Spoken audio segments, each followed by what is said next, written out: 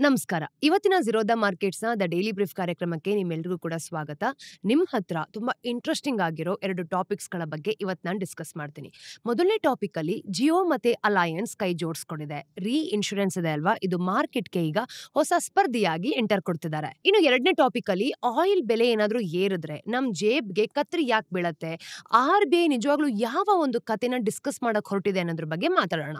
ಇವತ್ತು 25th July Friday. ನಾನು ನಿಮ್ಮ ಚಂದನಾ ಗೌಡ. ಬನ್ನಿ ಕಾರ್ಯಕ್ರಮವನ್ನ ಶುರು ಮಾಡೋಣ. ಇಲ್ಲಿದೆ ನೋಡಿ ಒಂದು ದೊಡ್ಡ ಸುದ್ದಿ. ಮುಖೇಶ್ ಅಂಬಾನಿ ಅವರ ಜಿಯೋ ಜರ್ಮನಿಯ ಹಣಕಾಸನ್ನ ಅಂದ್ರೆ ಒಂದು ಜಾಯಿಂಟ್ ಅಲಯನ್ಸ್ ಜೊತೆ ಸೇರ್ಕೊಂಡು ಇನ್ನೊಂದು ಉದ್ಯಮವನ್ನ ಅಲ್ಲಾಡ್ಸೋದಕ್ಕೆ ಹೊರಟಿದೆ. ಅಂದ್ರೆ ಏನ್ ಗೊತ್ತಾ, ಈ ಒಂದು ಹೊಸ ಪಾರ್ಟ್ನರ್ಶಿಪ್ ಇದೆಯಲ್ಲ, ಇದು ಇನ್ಶೂರೆನ್ಸ್ ನಂತಹ ಒಂದು ಗ್ಲಾಮರ್ ಇಲ್ಲದೆ ಕ್ಷೇತ್ರದಲ್ಲಿ ಬಂದಿರೋದು ಅಂತ. ಇದು ಭಾರತದಲ್ಲಿ ಹೆಚ್ಚಾಗಿ ಸುದ್ದಿ ಆಗದಿರೋ ಒಂದು ಸೆಕ್ಟರ್ ಅಂತ ಹೇಳ್ಬೋದು. ಯಾಕೆ ಗೊತ್ತಾ, ಈ ಡಿಕೇಡ್ಸ್ ಗಳಿಂದ ನೀವು ನೋಡಿದಾಗ ಇದು ಸರ್ಕಾರದ ಒಂದೇ ಕಂಪನಿಯ ಹಿಡಿತದಲ್ಲಿದ್ದ ಒಂದು ಮಲಗಿದ್ದಂತ ಕ್ಷೇತ್ರ ಆಗಿತ್ತು. ಲಕ್ಷಾಂತರ ಕೋಟಿ ವ್ಯವಹಾರ ನಡೆದ್ರೂನುವೆ ಇಲ್ಲಿ ಎಂದಿಗೂ ಕೂಡ ಏನು ಎಕ್ಸೈಟಿಂಗ್ ಆದ ವಿಷಯನೇ ನಡೀತಿರ್ಲಿಲ್ಲ. ಆದ್ರೆ ಜಿಯೋ ಫೈನಾನ್ಷಿಯಲ್ ಸರ್ವಿಸಸ್ ಮತ್ತೆ ಅಲಯನ್ಸ್ ನಡುವಿನ ಒಂದು ಹೊಸ 50-50 ಇನ್ಶೂರೆನ್ಸ್ ಜಾಯಿಂಟ್ ವೆಂಚರ್ ನಿಂದಾಗಿ ಅದು ಈಗ ಚೇಂಜ್ ಆಗ್ಬೋದು ನೋಡಿ. ಈ ನಡೆ ಹಲವು ಪ್ರಶ್ನೆಗಳನ್ನ ಹುಟ್ಟುಹಾಕತ್ತೆ. ಇನ್ಶೂರೆನ್ಸ್ ಯಾಕೆ, ಈಗ ಯಾಕೆ, ಮತ್ತೆ ಇದರ ಅರ್ಥ ಏನು? ಈ ಪ್ರಶ್ನೆಗಳಿಗೆ ಉತ್ತರ ಕೊಡೋದಕ್ಕೆ ನಾವು ಮೊದಲು ಇನ್ಶೂರೆನ್ಸ್ ಅಂದ್ರೆ ಏನು ಅಂತ ಅರ್ಥ ಮಾಡ್ಕೊಳ್ಬೇಕು. ಏನಿದು ಇನ್ಶೂರೆನ್ಸ್? ಇನ್ಶೂರೆನ್ಸ್ ಅಂತಂದ್ರೆ ನಮ್ಗೆಲ್ಲ ಒಂದು ಗೊತ್ತಿದೆ ಅಲ್ವಾ, ಅದೊಂದು ಸೇಫ್ಟಿ ನೆಟ್. ಹಾಗೇನೆ ಇನ್ಶೂರೆನ್ಸ್ ಅಂತಂದ್ರೆ ಇನ್ಶೂರೆನ್ಸ್ ಕಂಪನಿಗಳಿಗೆ ಒಂದು ಸೇಫ್ಟಿ ನೆಟ್ ಇದ್ದ ಹಾಗೆ. ಸರಳವಾಗಿ ಹೇಳ್ಬೇಕು ಅಂತಂದ್ರೆ ಇನ್ಶೂರೆನ್ಸ್ ಕಂಪನಿಗಳಿರುತ್ತೆ ಗೊತ್ತಾ, ಅವುಗಳು ಮಾಡುವಂತಹ ಇನ್ಶೂರೆನ್ಸ್ ಇದು. ಇನ್ಶೂರೆನ್ಸ್ ಕಂಪನಿಗಳು ಕೆಲವೊಮ್ಮೆ ತುಂಬಾನೇ ದೊಡ್ಡ ರಿಸ್ಕ್ ತಗೊಳತ್ತೆ. ಫಾರ್ ಎಕ್ಸಾಂಪಲ್, ಈಗ ಭೂಕಂಪ ಜಾಸ್ತಿ ಆಗುತ್ತೆ ಗೊತ್ತಾ, ಆ ಪ್ರದೇಶಗಳಲ್ಲಿ ಹೆಚ್ಚು ಪ್ರಾಪರ್ಟಿ ಇನ್ಶೂರೆನ್ಸ್ ಪಾಲಿಸಿಗಳನ್ನ ಮಾಡಿರಬಾರ್ದು. ಒಂದ್ ವೇಳೆ ದೊಡ್ಡ ಭೂಕಂಪ ಬಂದು ಸಾವಿರಾರು ಕೋಟಿ ಕ್ಲೇಮ್ ಬಂದ್ರೆ ಒಂದೇ ಕಂಪನಿ ಅಷ್ಟೊಂದು ರಿಸ್ಕ್ ಅನ್ನ ಹೊರೋದಕ್ಕಾಗಲ್ಲ ಅಲ್ವಾ, ಅಂದ್ರೆ ಕಂಪನಿ ತುಂಬಾ ಲಾಸ್ ಆಗ್ಬಿಡತ್ತೆ ಅಂತ. ಹಾಗಾಗಿ ಅವರು ತಮ್ಮ ರಿಸ್ಕ್ ಗಳನ್ನ ಸ್ವಲ್ಪ ಭಾಗ ಏನಿರುತ್ತೆ ಅದನ್ನ ಇನ್ಶೂರೆನ್ಸ್ ಕಂಪನಿಗಳಿಗೆ ಹಂಚ್ತಾರೆ. ಬೇಸಿಕಲಿ ಇವ್ರು ಏನ್ ಮಾಡ್ತಾರೆ ಗೊತ್ತಾ, ಇವ್ರು ಕಲೆಕ್ಟ್ ಮಾಡೋ ಒಂದು ಪ್ರೀಮಿಯಂ ಒಂದು ಭಾಗ ಏನಿರುತ್ತೆ ಅಲ್ಲ, ಅದು ಇನ್ಶೂರರ್ಸ್ಗೆ ಕೊಟ್ಟು ದೊಡ್ಡ ಕ್ಲೇಮ್ಸ್ ಬಂದಾಗ ಅವರು ತಮ್ಮ ಪಾಲ್ ಕಟ್ಟಬೇಕು ಅಂತ ಮಾಡ್ತಾರೆ. ಇದು ಪೂರ್ತಿ ಇನ್ಶೂರೆನ್ಸ್ ಉದ್ಯಮವನ್ನೇ ನಡ್ಸ್ಕೊಂಡು ಹೋಗತ್ತೆ. ಇನ್ಶೂರೆನ್ಸ್ ಅಷ್ಟೊಂದು ಮುಖ್ಯ ಆದ್ರೆ ಭಾರತದಲ್ಲಿ ಅದಕ್ಕೆ ಒಂದು ದೊಡ್ಡ ಮಾರ್ಕೆಟ್ ಇರ್ಬೇಕಿತ್ತು ಅಲ್ವಾ, ಯಾಕಿಲ್ಲ ನೋಡಿ. 50 ವರ್ಷಗಳಿಂದ ನಾವು ನೋಡಿದಾಗ ಭಾರತದಲ್ಲಿ ಹೆಚ್ಚು ಕಡಿಮೆ ಒಂದೇ ಇನ್ಶೂರೆನ್ಸ್ ಕಂಪನಿ ಇತ್ತು, ಅದೇ GIC ಇನ್ಶೂರೆನ್ಸ್. 2016 ತನಕ ಭಾರತದ ಒಂದು ಇನ್ಶೂರೆನ್ಸ್ ಕಂಪನಿಗಳಿಗೆ GIC ಇನ್ಶೂರೆನ್ಸ್ ಬಿಟ್ಟು ಬೇರೆ ದಾರಿನೇ ಇರಲಿಲ್ಲ. ಅಂದ್ರೆ IRDAI 11 ವಿದೇಶಿ ಇನ್ಶೂರರ್ಸ್ಗೆ ಭಾರತದಲ್ಲಿ ಬ್ರಾಂಚ್ ತೆರೆಯಲು ಅನುಮತಿ ಕೊಟ್ಟ ಮೇಲೆ ಪರಿಸ್ಥಿತಿ ಬದಲಾಗೋದಕ್ಕೆ ಶುರು ಮಾಡ್ಕೊಂಡಿದ್ದು. ಆಗ್ಲೂ ಕೂಡ ನಿಯಮಗಳು 2 ರೀತಿಯಲ್ಲಿ GICಗೆ ಸಹಾಯ ಮಾಡ್ತಿದ್ವು. ಅಂದ್ರೆ ಈ ಒಂದು ಕಡ್ಡಾಯ ವರ್ಗಾವಣೆ ಅಂತ ಹೇಳ್ತೀವಿ. ಕಾನೂನಿನ ಪ್ರಕಾರ ನಾವು ನೋಡಿದಾಗ ಪ್ರತಿಯೊಂದು ಇನ್ಶೂರೆನ್ಸ್ ಕಂಪನಿನೂ ಕೂಡ ತಮ್ಮ ಬಿಸ್ನೆಸ್ ಒಂದು ನಿಗದಿತ ಪಾಲನ್ನ GICಗೆ ಕೊಡ್ಲೇಬೇಕಾಗಿತ್ತು. ಮೊದಲ ಆದ್ಯತೆ ಕೊಡೋದು ನೋಡಿ. ಯಾವುದೇ ಡೀಲ್ ಮಾಡೋಕ್ಕಿಂತ ಮುಂಚೆ ಮೊದಲು GIC ಹತ್ರನೇ ಹೋಗ್ಬೇಕಾಗಿತ್ತು. ಅವರು ಬೇಡ ಅಂತ ಏನಾದ್ರೂ ಹೇಳಿದ್ರೆ ಬೇರೆಯವ್ರ ಹತ್ರ ಹೋಗೋ ಹಾಕ್ತಿತ್ತು. ಅಂದ್ರೆ 2023 ನೀವು ನೋಡಿದಾಗ IRDAI ಎಲ್ರೂ ಒಂದೇ ಅಂತ ಹೇಳಿದ್ಮೇಲೆ ಈ ರೂಲ್ಸ್ ಸ್ವಲ್ಪ ಈಸಿ ಆಗಿತ್ತು. ಈ ರಕ್ಷಣೆಯ ಹಿಂದಿನ ಉದ್ದೇಶ ಒಳ್ಳೇದೇ ಆಗಿತ್ತು ಬಿಡಿ. ಇದರಿಂದ ದೇಶದ ಹಣ ದೇಶದಲ್ಲೇ ಉಳ್ದೋಗಿದ್ದು, ಅಂದ್ರೆ ಲೋಕಲ್ ಎಕ್ಸ್ಪರ್ಟೈಸ್ ಬೆಳೀತಾ ಇತ್ತು. ಆದ್ರೆ ಇದರಿಂದ ಕಂಪನಿ ನಿಂತ ನೀರಾಗೋದನ್ನ ತಪ್ಪಿಸೋದಕ್ಕಾಗಿಲ್ಲ. ಈ ಎಲ್ಲಾ ಕಾನೂನುಬದ್ಧ ರಕ್ಷಣೆಗಳಿದ್ರೂನುವೆ GICಯ ಒಂದು ಪ್ರಾಬಲ್ಯ ಉಳಿಲೇ ಇಲ್ಲ ನೋಡಿ. ಇನ್ನು ಹೊರಗಿನ ಇನ್ಶೂರರ್ಸ್ ನಾವು ನೋಡಿದಾಗ ಅವರೆಲ್ಲರೂ ಕೂಡ ಭಾರತಕ್ಕೆ ಕಾಲಿಟ್ಟ ಮೇಲೆ GIC ತನ್ನ ಒಂದು ಮಾರ್ಕೆಟ್ ಶೇರ್ ಕಳೆದುಕೊಳ್ಳೋದಕ್ಕೆ ಶುರು ಮಾಡ್ಕೊಳ್ತು.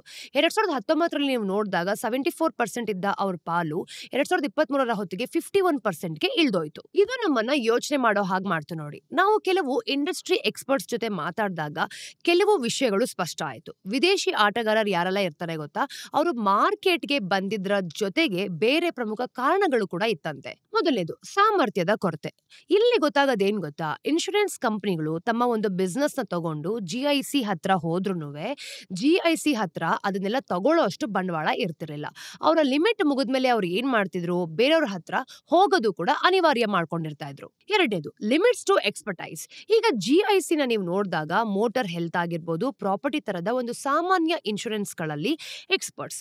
ಇನ್ ಕೇಸ್ ಏನಾದ್ರೂ ಸೈಬರ್ ರಿಸ್ಕ್ ಕಟಾಸ್ಟ್ರೋಫಿ ಬಾಂಡ್ಸ್ ತರದ ಹೊಸ ಒಂದು ಕಾಂಪ್ಲೆಕ್ಸ್ ರಿಸ್ಕ್ ಗಳ ವಿಷಯ ಬಂತು ಅಂತ ಅನ್ಕೊಳ್ಳಿ, ಇನ್ಶೂರೆನ್ಸ್ ಕಂಪನಿಗಳು ತುಂಬಾ ಸಹಜವಾಗಿನೇ ಈ ಒಂದು ಮುನಿಚ್ ರೀಇನ್ಶೂರೆನ್ಸ್ ಮತ್ತೆ ಸ್ವಿಸ್ ರೀಇನ್ಶೂರೆನ್ಸ್ ತರದ ಗ್ಲೋಬಲ್ ಎಕ್ಸ್ಪರ್ಟ್ಸ್ ಗಳ ಕಡೆಗೆ ಹೋಗಕ್ ಶುರು ಮಾಡ್ಕೊಂಡ್ವು. ಮೂರನೇದು ರಿಸ್ಕ್ ಮ್ಯಾನೇಜ್ಮೆಂಟ್. ಫಾರಿನ್ ರೀಇನ್ಶೂರರ್ಸ್ ನ ನೀವು ನೋಡಿದಾಗ ಪ್ರಪಂಚದಾದ್ಯಂತ ಕೆಲಸ ಮಾಡೋದ್ರಿಂದ ಅವರ ರಿಸ್ಕ್ ಹಂಚ್ ಹೋಗುತ್ತೆ. ಆದ್ರೆ GICಯ 70% ಬಿಸ್ನೆಸ್ ಭಾರತದಲ್ಲೇ ಇರ್ತಿತ್ತು.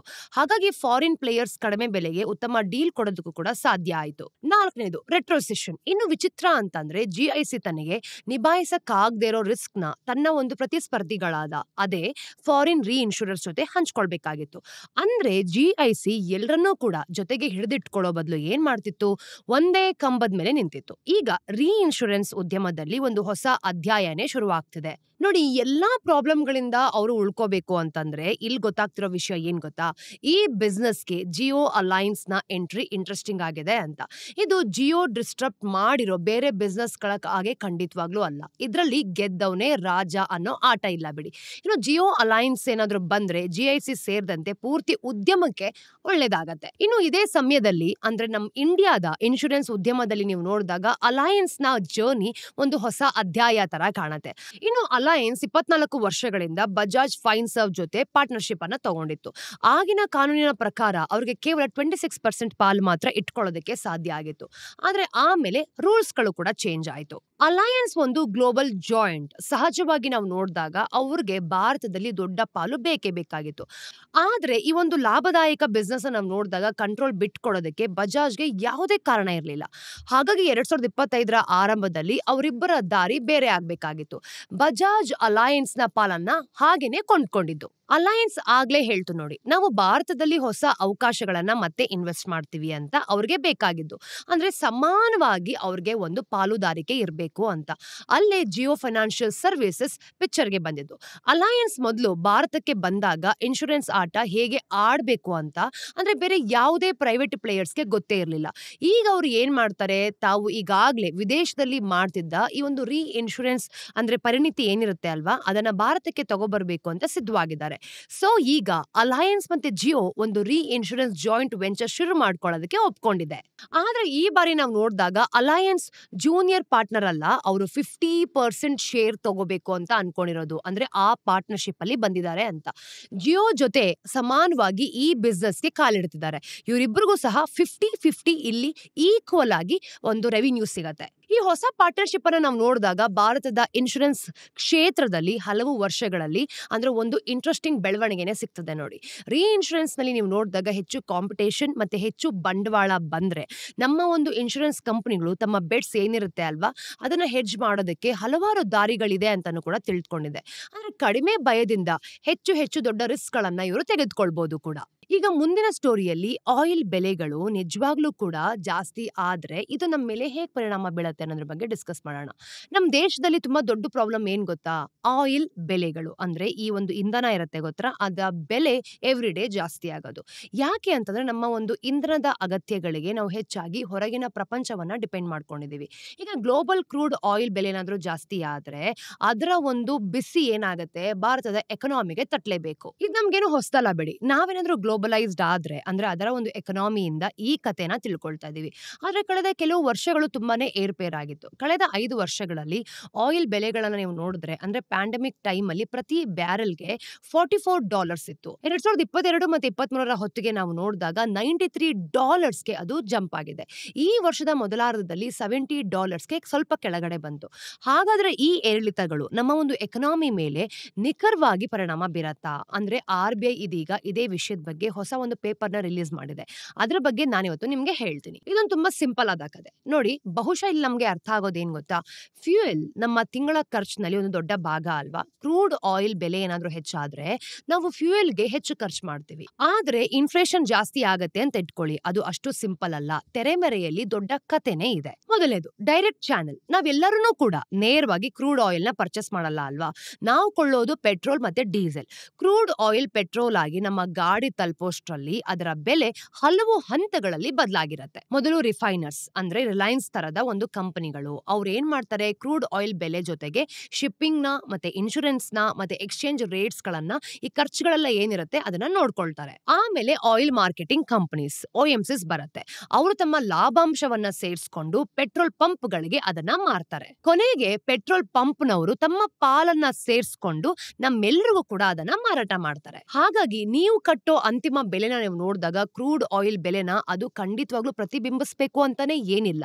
ಇದೆಲ್ಲದರ ಬೆಲೆನ ಸೇರಿಸ್ಕೊಂಡು ಅದನ್ನ ನಾವು ಕಟ್ತೀವಿ. ಎರಡನೇದು ಇಂಡೈರೆಕ್ಟ್ ಚಾನಲ್. ಇದು ಕಥೆಯ ಒಂದು ಮುಖ್ಯ ಭಾಗ ಅಷ್ಟೇ. ಇನ್ನೊಂದೇನ್ ಗೊತ್ತಾ ಅಂದ್ರೆ ಇಂಡೈರೆಕ್ಟ್ ಆಗಿ ಒಂದು ದಾರಿ ಇದೆ ಅಂತ. ಅದು ಹೆಚ್ಚು ಸಂಕೀರ್ಣವಾದ ನಮ್ಮ ಆರ್ಥಿಕತೆಯಲ್ಲಿ ಪ್ರತಿಯೊಂದನ್ನು ಕೂಡ ತೋರಿಸುತ್ತೆ. ಒಂದಲ್ಲ ಒಂದು ರೀತಿ ಈಗ ಆಯಿಲ್ ಮೇಲೆ ನಡೆಯೋದು.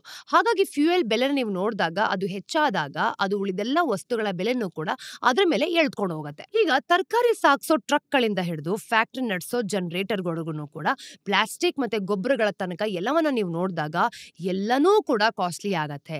ನಿಧಾನವಾಗಿ ವ್ಯಾಪಾರಿಗಳು ಈ ಒಂದು ಹೆಚ್ಚುವರಿ ಖರ್ಚನ್ನ ನಮ್ಮ ಮೇಲೆ ಅಂದ್ರೆ ಗ್ರಾಹಕರ ಮೇಲೆ ಅದನ್ನ ಟ್ರಾನ್ಸ್ಫರ್ ಮಾಡ್ತಾರೆ. ಇನ್ನೊಂದು ದೊಡ್ಡ ವಿಷಯ ಏನ್ ಗೊತ್ತಾ, ಈ ಒಂದು ಆಯಿಲ್ ಇದೆ ಅಲ್ವಾ, ಇದನ್ನ ಡಾಲರ್ ನಲ್ಲೇ ಟ್ರೇಡ್ ಮಾಡೋದು. ನಾವು ಆಯಿಲ್ಗೆ ಹೆಚ್ಚು ಡಾಲರ್ ಕೊಟ್ಟಷ್ಟು ರೂಪಾಯಿ ವೀಕ್ ಆಗತ್ತೆ. ಇದರಿಂದ ನಾವು ಇಂಪೋರ್ಟ್ ಮಾಡೋ ಪ್ರತಿಯೊಂದು ವಸ್ತುವಿನ ಬೆಲೆನೂ ಕೂಡ ಜಾಸ್ತಿ ಆಗತ್ತೆ. ಹೀಗೆ ಫ್ಯೂಯಲ್ ನಿಂದ ಶುರುವಾದ ಸಮಸ್ಯೆ ಇಡೀ ಆರ್ಥಿಕತೆಯ ಇನ್ಫ್ಲೇಷನ್ ಅನ್ನೇ ಬದಲಾಗ್ಸತ್ತೆ ನೋಡಿ. RBI ಹೇಳೋ ಪ್ರಕಾರ ಒಂದು ಸರಳವಾದ ಲೆಕ್ಕಾಚಾರ ಇದೆ. ಆಯಿಲ್ ಬೆಲೆಗಳು ಪ್ರತಿ ಸಲ 10% ಹೆಚ್ಚಾದಾಗ ಭಾರತದ ಇನ್ಫ್ಲೇಷನ್ 20 ಬೇಸಿಸ್ ಪಾಯಿಂಟ್ಸ್ ಆಗತ್ತೆ. ಅಂದ್ರೆ 0.2% ಇರತ್ತೆ ಅಂತ. ಇದು ಕೇಳೋಕೆ ತುಂಬಾನೇ ಕಡಿಮೆ ಅನ್ಸ್ಬೋದು. ಅಂದ್ರೆ ಹಿಂದೆಲ್ಲ ನಾವು ನೋಡಿದಾಗ ಇದರ ಪರಿಣಾಮ 0.3 ಇಂದ 0.6% ಇರ್ತಿತ್ತು ಅಂತ ಅಂದಾಜಾಗ್ತಿತ್ತು. ಅಂದ್ರೆ ಈಗ ಏನಾದ್ರೂ ನಾವು ನೋಡಿದಾಗ ಕ್ರೂಡ್ ಆಯಿಲ್ ಬೆಲೆ ಪೂರ್ತಿ ಹೊಡೆತ ನಮ್ಮ ಮೇಲೆ ಬೀಳ್ತಿಲ್ಲ. ಯಾಕೆ ಗೊತ್ತಾ, ಒಂದು ಕಾರಣ ಇದೆ. RBI ನ ಒಂದು ಉತ್ತಮ ಮಾನಿಟರಿ ಪಾಲಿಸಿ. ಆದ್ರೆ ಇನ್ನೇನು ಕೂಡ ಇದು ನಡೆಸುತ್ತೆ ಅನ್ನೋದನ್ನ ನಾವು ಡೈರೆಕ್ಟ್ ಆಗಿ ಹೇಳಕ್ಕಾಗಲ್ಲ. ಎಕ್ಸಸೈಸ್ ಡ್ಯೂಟೀಸ್ ಒಂದು ಇನ್ಶೂರೆನ್ಸ್ ತರನ. ನಾವು ಎಷ್ಟೋ ಆಯಿಲ್ ಇಂಪೋರ್ಟ್ಸ್ ಮಾಡ್ತೀವಿ ಅಂತ ನೋಡಿದೀವಿ ಅಲ್ವಾ. ಅಂದ್ರೆ 10 ವರ್ಷಗಳ ಹಿಂದೆ ನಾವು ನೋಡಿದಾಗ ನಮ್ಮ 78% ಆಯಿಲ್ ಅಗತ್ಯಗಳಿಗೆ ನಾವು ಇಂಪೋರ್ಟ್ ಮೇಲೆ ಡಿಪೆಂಡ್ ಆಗಿರ್ತಿದ್ವಿ. ಈಗ ಅದು 88% ಗಿಂತ ಹೆಚ್ಚಾಗಿದೆ. 2030 ಹೊತ್ತಿಗೆ ನಾವು ಪ್ರಪಂಚದ ಅತಿ ದೊಡ್ಡ ಕ್ರೂಡ್ ಆಯಿಲ್ ಕನ್ಸ್ಯೂಮರ್ ಆಗ್ಬೋದು. ಹಾಗಾಗಿ ಈ ಒಂದು ಗ್ಲೋಬಲ್ ಮಾರ್ಕೆಟ್ ಅಲ್ಲಿ ನಾವು ನೋಡಿದಾಗ ಏನೇ ನಡೆದ್ರು ಅದರ ಸಂಪೂರ್ಣ ದಯೆಯಲ್ಲಿ ನಾವು ಇರಲೇಬೇಕು. ಜಗತ್ತಿನ ಯಾವುದೇ ಹುಚ್ಚಾಟಕ್ಕೆ ನೀವು ನೋಡಿದಾಗ ನಮ್ಮ ಆರ್ಥಿಕತೆ ತೂಗಾಡ್ಬೇಕಾಗತ್ತೆ. ಆದ್ರೆ ಅದೊಂದ್ ರೀತಿ ಆಗೋದಿಲ್ಲ. ಅಂದ್ರೆ ಎಕನಾಮಿಸ್ಟ್ ಹೇಳೋ ಪ್ರಕಾರ ನಮ್ಮ ಒಂದು ಆರ್ಥಿಕತೆಯಲ್ಲಿ ಇನ್ಕಂಪ್ಲೀಟ್ ಪಾಸ್ ಥ್ರೂ ಆಗತ್ತೆ. ಅಂದ್ರೆ ಹೊರಗಿನ ಪ್ರಪಂಚದಲ್ಲಿ ಆಗೋ ಬೆಲೆ ಏರಿಕೆನ ಅಂದ್ರೆ ಪೂರ್ತಿ ಹೊಡೆತ ನಮ್ಮ ಮೇಲೆ ಬೀಳೋದಿಲ್ಲ. ಆ ರೀತಿ ನಾವು ನೋಡ್ಕೊಂಡಿದೀವಿ ಅಂತ. ಇದಕ್ಕೆ ದೊಡ್ಡ ಕಾರಣ ಏನ್ ಗೊತ್ತಾ, ನಮ್ ಸರ್ಕಾರ. ಕೆಲವು ವರ್ಷಗಳ ಹಿಂದೆ ನೀವು ನೋಡಿದಾಗ ಪೆಟ್ರೋಲ್ ಡೀಸೆಲ್ ಬೆಲೆಯನ್ನ ಸರ್ಕಾರವೇ ನೇರವಾಗಿ ಕಂಟ್ರೋಲ್ ಮಾಡ್ತಿತ್ತು. ಆಗ ಹೊರಗಿನ ಪ್ರಪಂಚದಲ್ಲಿ ಬೆಲೆ ಏನೇ ಇದ್ರೂ ಕೂಡ ನಮ್ಮ ಮೇಲೆ ಹೆಚ್ಚು ಪರಿಣಾಮ ಬೀಳ್ತಾ ಇರಲಿಲ್ಲ.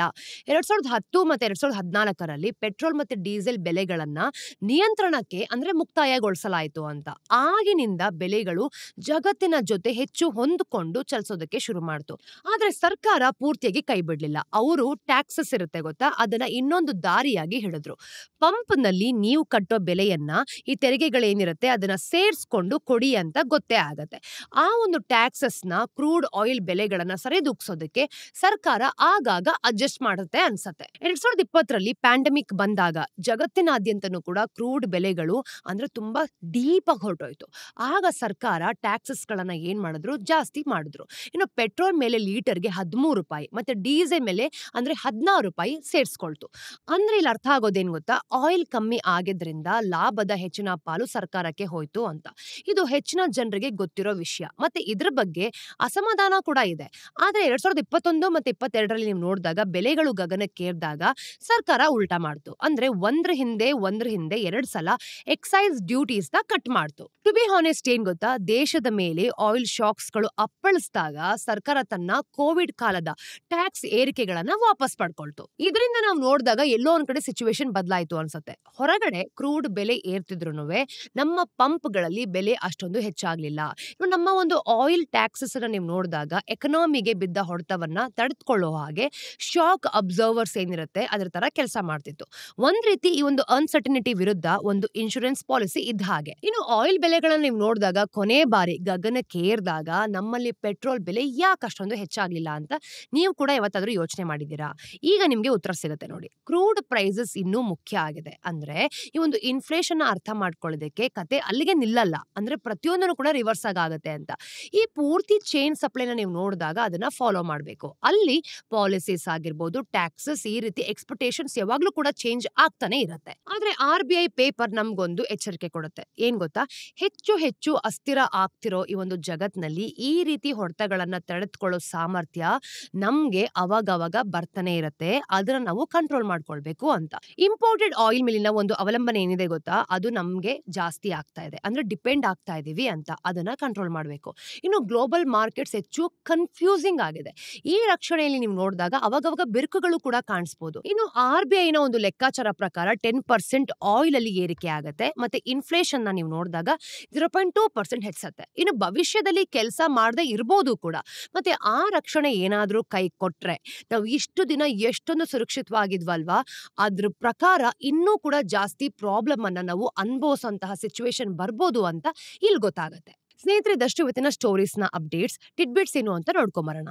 ಮೊದಲನೇದು, ಪೊಟ್ಯಾಶ್ ನಂತರ ಭಾರತದ ಮುಂದಿನ ಗೊಬ್ಬರದ ಚಿಂತೆ ಏನಾಗಿದೆ? ಸ್ಪೆಷಾಲಿಟಿ ನ್ಯೂಟ್ರಿಯೆಂಟ್ಸ್ ನ ನೀವು ನೋಡಿದಾಗ ಅವುಗಳ ಬೆಲೆ ಚೈನಾದ ಹಿಡಿತದಲ್ಲಿದೆ ಅಂತ ಗೊತ್ತಾಗುತ್ತೆ.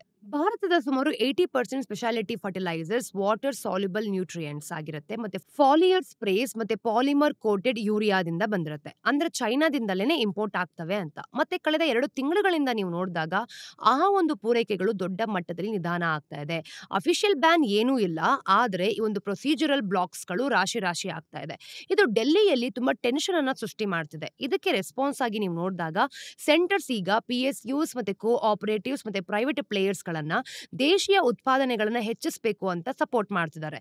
ಇನ್ನು IFFCO ದೀಪಕ್ ಫರ್ಟಿಲೈಸರ್ಸ್ ಮತ್ತೆ ಮ್ಯಾಟಿಕ್ಸ್ ತರದ ಫರ್ಮ್ಗಳ ಜೊತೆ ಮಾತುಕತೆಗಳು ಕೂಡ ನಡೆಸ್ತಾ ಇದ್ದಾರೆ. ಎರಡನೇದು, ಬೇರೆ ಬೇರೆ ಆಟೋ ಮೇಕರ್ಸ್ ಗಳಿಂದ ಬೇರೆ ಬೇರೆ ತತ್ವಗಳಿದೆ ಅಂತ ನಾವು ಯಾವಾಗ್ಲೂ ಕೂಡ ನೋಡಿದೀವಿ. ಈಗ ಓಲಾ ಎಲೆಕ್ಟ್ರಿಕ್ ಟ್ರಾಕ್ಷನ್ ಮೋಟರ್ಸ್ ಮೇಲಿನ 50% ಕಸ್ಟಮ್ಸ್ ಡ್ಯೂಟಿಯನ್ನ ಅರ್ಧಕ್ಕಿಳಿಸಬೇಕಂತ ಆಟೋ ಇಂಡಸ್ಟ್ರಿಯ ಮನವಿಯನ್ನ ವಿರೋಧ ಮಾಡಿಸಿದ್ದಾರೆ. ಅಂದ್ರೆ ಎಲೆಕ್ಟ್ರಿಕ್ ಮ್ಯಾಗ್ನೆಟ್ಸ್ ಗಳಲ್ಲಿ ಯಾವುದೇ ಗ್ಲೋಬಲ್ ಸಪ್ಲೈ ಚೈನ್ ಕ್ರೈಸಿಸ್ ಇಲ್ಲ. ಅದು ಇದಕ್ಕೊಂದು ಕಾರಣ ಕೊಡ್ತಿದೆ. ಇನ್ನು ಡ್ಯೂಟಿ ಕಡಿಮೆ ಮಾಡೋದು ಡೊಮೆಸ್ಟಿಕ್ ಮೋಟಾರ್ ಮ್ಯಾನುಫ್ಯಾಕ್ಚರರ್ಸ್ಗೆ ಅನಾನುಕೂಲ ಉಂಟು ಮಾಡಬಹುದು. ಮತ್ತೆ ಮೇಕ್ ಇನ್ ಇಂಡಿಯಾ ಇನಿಷಿಯೇಟಿವ್ಸ್ಗೂ ಕೂಡ ಅಡ್ಡಿಪಡಿಸಬಹುದು ಅಂತ ಕಂಪನಿ ವಾದ ಮಾಡ್ತಾ ಇದೆ. ಫಾರ್ಮಾ ಅಪ್ಡೇಟ್ಸ್ ಗಳಿಗೆ ಮತ್ತಷ್ಟು ಸೇರ್ಪಡೆ. ಅಂದ್ರೆ ಹೈದರಾಬಾದ್ ಬೇಸ್ಡ್ ನ್ಯಾಕ್ಟೋ ಫಾರ್ಮಾ ಸೌತ್ ಆಫ್ರಿಕಾದ ಸೆಕೆಂಡ್ ಲಾರ್ಜೆಸ್ಟ್ ಡ್ರಗ್ ಮೇಕರ್ ಆದ ಆಡ್ಕಾಕ್ ಇನ್ಗ್ರಾಮ್ ನಲ್ಲಿ 35.75% ನಷ್ಟು ಸ್ಟೇಕ್ ನ 2,000 ಕೋಟಿಗೆ ಪರ್ಚೇಸ್ ಮಾಡೋದಕ್ಕೆ ಒಪ್ಕೊಂಡಿದೆ. ಈ ಒಂದು strategic move high growth African pharmaceutical market ನಲ್ಲಿ ನ್ಯಾಕ್ಟೋದ ಪ್ರೆಸೆನ್ಸ್ ನ ಬಲಪಡಿಸುವಂತಹ ಗುರಿನೂ ಕೂಡ ಹೊಂದ್ಕೊಂಡಿದೆ. ಕೊನೆಯ ಟಿಡ್ಬಿಟ್, ಭಾರತ ಇಂದಿನಿಂದ ಅಂದ್ರೆ ಜುಲೈ 24 ಮತ್ತೆ 2025ರಿಂದ ಚೈನೀಸ್ ನಾಗರಿಕರಿಗೆ ಟೂರಿಸ್ಟ್ ವೀಸಾ ನೀಡೋದನ್ನ ಮತ್ತೆ ಶುರು ಮಾಡ್ಕೊಂಡಿದೆ ಕೂಡ. ಅಂದ್ರೆ 5 ವರ್ಷಗಳಲ್ಲಿ ಇದೇ ಮೊದಲು ಇದು ಶುರುವಾಗಿರೋದು.